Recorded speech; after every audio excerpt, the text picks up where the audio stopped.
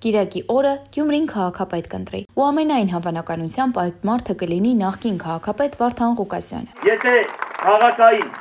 հանրապետական հարցեր ունեք, տվեք պատասխանեն։ Եթե անհատական հարցեր է, կարող եք գալ Գյումրու քաղաքապետարան։ Ճիշտ է, ըստ տարբեր հարցումների ԿՊ թեկնածու Սարիկ Մինասյանն առաջատար է, բայց 50+ ձայն չի կարողանալու հավաքել։ Էդո ջան, այս ստորբեն փողոցը ֆիքս է մոդը։ Նկարի էլ ցանց կերություն կերոր